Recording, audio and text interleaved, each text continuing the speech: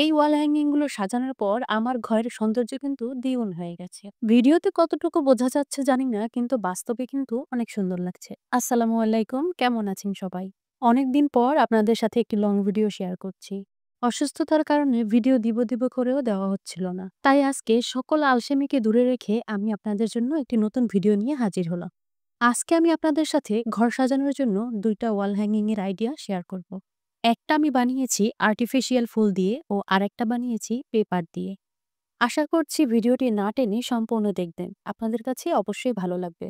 আপনি যদি হয়ে থাকেন আমার চ্যানেল বা পেজে নতুন, তাহলে অবশ্যই ফলো বা সাবস্ক্রাইব করে পাশে থাকবেন। আর হ্যাঁ, ভিডিওটি ভালো লাগলে অবশ্যই শেয়ার করে অন্যকে দেখার সুযোগ করে দিব।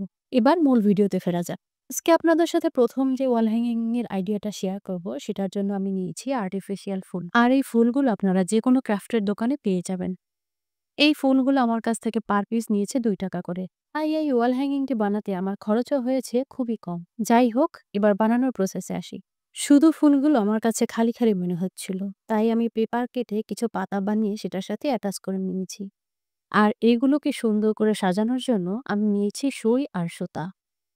আমি এখানে একটা করে ফুল দিচ্ছিলাম ও একটা করে পাড়ও দিচ্ছিলাম, যেটা ভিডিওতে আপনারা দেখতে পাচ্ছেন। এই সুতাগুলোকে ঝুলানোর জন্য আমি নিয়েছি একটা ফ্রেম।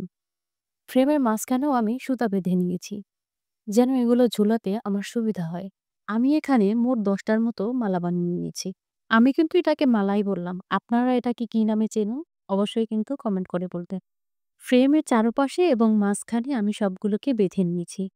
আর কিছু ফুল আমি ফ্রেমের সাথেও অ্যাটাচ করে দিয়েছি, যাতে দেখতে সুন্দর লাগে। এইবার আপনারা দেখবেন এই ওয়াল হ্যাঙ্গিংটার ফাইনাল লুক। এটা আপনাদের কাছে কেমন লেগেছে অবশ্যই কিন্তু কমেন্ট করে জানাবেন। এবার আসি নেক্সট ওয়াল হ্যাঙ্গিং এ। আর যেটা আমি বানিয়েছি পেপার দিয়ে, এটা বানানোর প্রসেস কিন্তু খুব ইজি। যে কেউ এটা বানাতে পারবে। এই ওয়াল হ্যাঙ্গিংটা বানানোর জন্য আমি বাছাই করেছি নীল ও সাদা রঙের পেপার। আর এটাকে ঝুলানোর জন্য আমি নিয়েছি একটি ফ্রেম।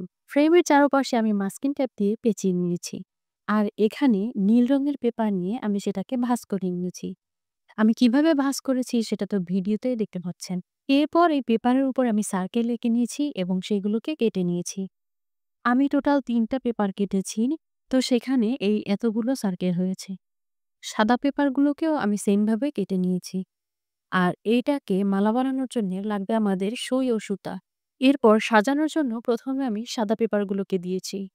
আর তার উপরে দিয়েছি নীল পেপারগুলো। এখানে টোটাল ১২টা সার্কেল ছিল। আর প্রতিটা সার্কেলের সাথে কিন্তু গ্লু দিতে হবে, নয়তো আপনাকে অনেক ঝামেলা পোহাতে হতে পারে। আমার কাছে এটা বারবার শুধু উল্টে পাল্টে যাচ্ছিল, তাই গ্লু দিয়ে এটাকে অ্যাটাচ করে নিয়েছি। আর এই হ্যাঙ্গিংটা বানানোর জন্য আমার টোটাল ১৫টার মতো মালা লেগেছে। সবগুলোকে আমি এই ফ্রেমের সাথে বেঁধে নিয়েছি। আর এটা ছিল আমার ওয়াল হ্যাঙ্গিং এর ফাইনাল লুক। কেমন লেগেছে আপনাদের কাছে কমেন্ট করে জানাবেন।